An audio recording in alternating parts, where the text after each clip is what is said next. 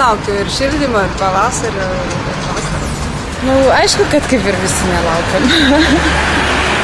Nelaukiam, nes gan brangu. Ne, nelaukiam.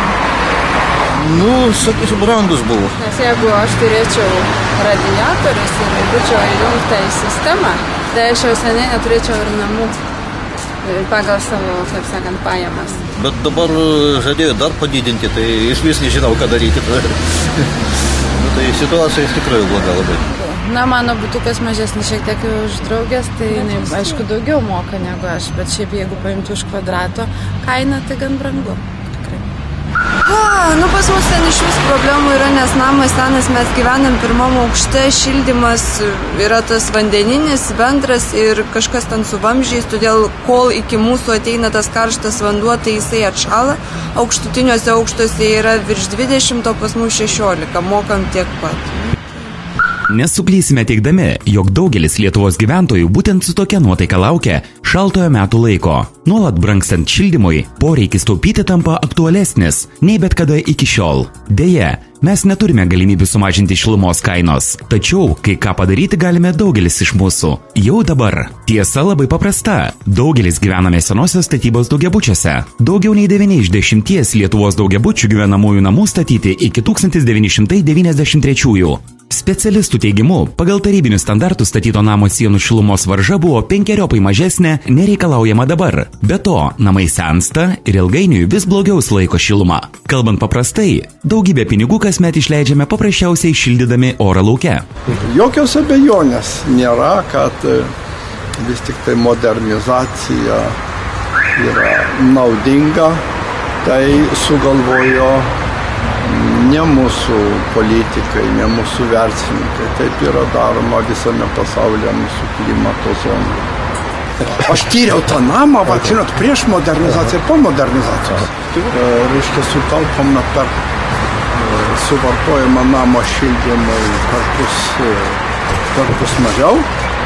Temperatūra gyvenamose patalpose yra normali. Iki modernizacijos teko aptikti nemažai ir pelėsinių grybų, pelėsinių sienų ir blogai išvėdintas patalpas. Anglies dvideginio koncentracija buvo ženkliai didesnė prieš modernizaciją, kadangi žmonės taupydami šilumą užsandarindavo langus, nevėdindavo, tai tas komfortas buvo prastas. Visi šie šilumos nuostoliai reiškia pinigus. Skaičiuojama, kad praėjusią žiemą neatnaujinto namo gyventojai už 60 kvadratinių metrų buto šildymą vidutiniškai mokėjo 356 litus per mėnesį. Tuo tarpu atnaujintame name tokia paties buto šilumos sąnaudos per mėnesį dvigubai mažesnės. Štai ir atsakymas, kaip taupyti. 60 kvadratų butą, tai yra 3 kambarių butas, per 12 kalendorinių mėnesių išlaidoms už šildymą buto, laiptinių šildymą, gyvatuką, cirkuliaciją, karšto vandens ruošimą užteko vidutiniškai 1000 litų. Na, o jeigu kalbėtume apie tai, ką mums padeda taupyti naujosios technologijos, sakykime, saulės kolektorių sistema, tai skaičiai būtų dar įspūdingesni, nes Liepos mėnesį už cirkuliaciją, gyvatuko ir karšto vandens ruošimą būtų vidutiniškai tektų mokėti maždaug 14 litų. Tada, kai žmonės visiškai nebetaupo, kai džiaugiasi šilumą ir, sakykime, karštą vandenį naudoja pagal poreikius, nes nusimaudyti yra visiškai nebrangu, gera, miela ir vonios pilnos prikaitinimas kainuoja maždaug 40-50 centų. Šis namas Panevėžyje tampa naujų standartų ūkiškiams Lietuvos gyventojams. Čia šilumai gaminti pasitelkiama netgi saulė. Ant pastato stogo sumontuoti saulės kolektoriai, leidžiantis itin pigiai ruošti karštą vandenį. Kiekvienas gyventojas turi galimybę šildymą reguliuoti pats. Atnaujintų daugiabučių gyventojų namų bendrijų pirmininkai pripažįsta, kad namo modernizacija daug žinių bei dėmesio reikalaujantis darbas. Tačiau paklausę, ar rezultatas buvo vertas pastangų, paprastai sulaukime pasiūlymo žvilgtelėti į skaičius. Taip, aš pats asmeniškai, reiškia, gyvenu 71 kvadrato bute, 10 metų sausį mokėjau 435 litus, sekančiais metais jau renovacijos metu už tą patį plotą mokėjau 68 litus. O 12 panašiai 66. Tai reiškia, renovacijos metu jau buvo apšildyti sienos, pakeisti iki šildymo sezonas, visa šildymo sistema buvo pakeista ir mums statybininkai jau pradėjo iš karto davė efektą, nes nebaigs renovacijos.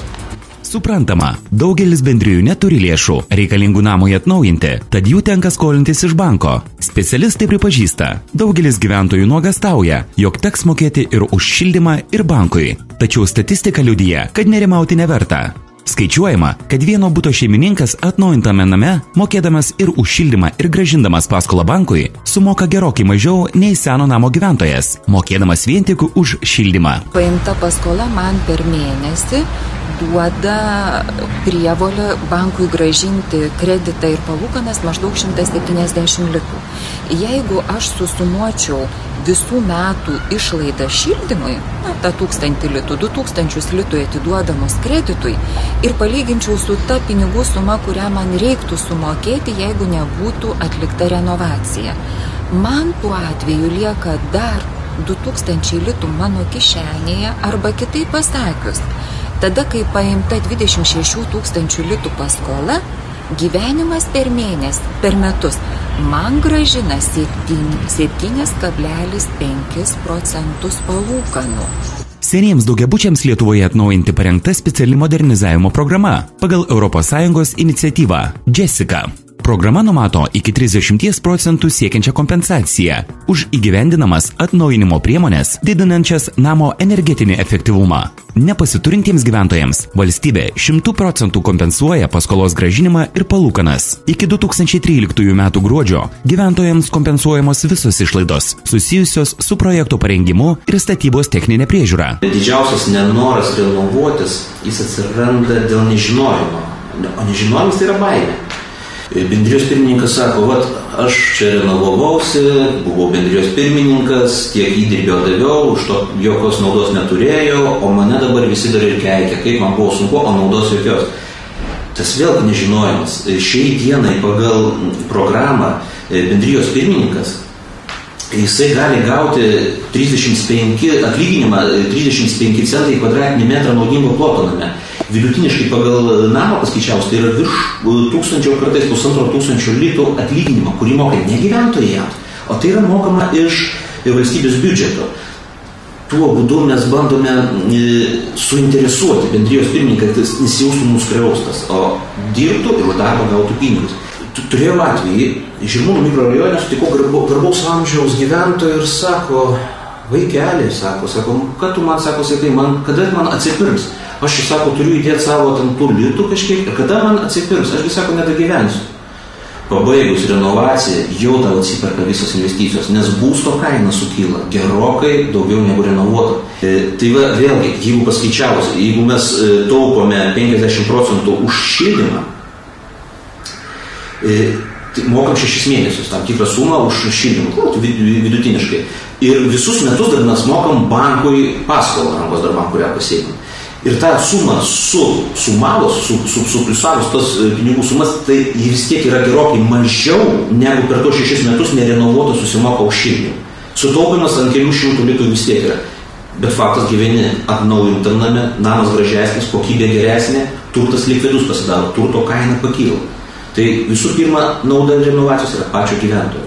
Pagal daugiabučio atnaujinimo programą finansuojamas namo apšiltinimas, cokolio apšiltinimas, langų pakeitimas ir balkonų įstiklinimas, šilumos sistemos keitimas. Visos šios priemonės leidžia sutaupyti nuo 50 iki 70% šilumos. Vadinasi, gyvensite šilčiau, jaukiau ir taupiau. Tačiau tai toli gražu ne visi privalumai. Jeigu kalbėti apie renovacijos įtaką turto vertai, tai be abejo yra didžiulė. Nes jeigu kalbėti, tarkim, apie didmiesčius, Vilnių, Kauną, Klaipėdą, ten kainų lygis yra pakankamai aukštas ir, tarkim, renovuotame name, tokiame sename daugiabutyje atlikusio renovaciją, atlikus apšildymo, buto vertė, paprastai išauga apie 15-20%. Čia, kaip minėjau, šiuo atveju kaina šokteli, jau tikrai ne 20, ne 30%, bet gali šoktelti netgi ir kartais, jeigu tas namas yra mažesnių kainų zonoje. Tai vis dėlto pirkėjai, rinkdamiesi būstą, jie žiūri įvairias charakteristikas, tiek ta prasme į pragmatinius dalykus, kuriuos galima išmatuoti, tai yra, kiek galima mokėti už šildymą, Na, ar apskritai būtų yra šilta, nes, na, šildymos aspektas yra viena pusė, ta prasme, kad tiesiog galima mokėti pigiau šildymą, iš kitos pusės nerenovuotose namuose, mokant didelės sąskaitas už šildymą, nėra visai šilta gyventi. Na, vis dėlto, jeigu didmiesčiuose žmogui norinčiam gyventi kokybiškame būste yra dar alternatyva, tai yra, na, vyksta daugiabučių namų statybos, ypač Vilniuje, Kaune, Klaipėdoje galbūt šiek tiek apstojusios, keli namai išdygę yra ir Šiauliuose, ir Panevėžyje, tai kalbant apie mažus miestelius, praktiškai naujos statybos nėra, nes jeigu žmogus nori gyventi kokybiškame name, vienintelis kelias jam yra renovuoti būstą. Daugiabučių modernizavimo privalumus įvertina vis daugiau Lietuvos gyventojų. Jau atnaujinta 500 senų daugiabučių. Dar 300 investicinių projektų šiuo metu ruošiami. Pagerėjusi gyvenimo kokybė, mažesnės sąskaitos už šildymą, išaugusi būsto vertė. Dabar pats tinkamiausias metas atsinaujinti.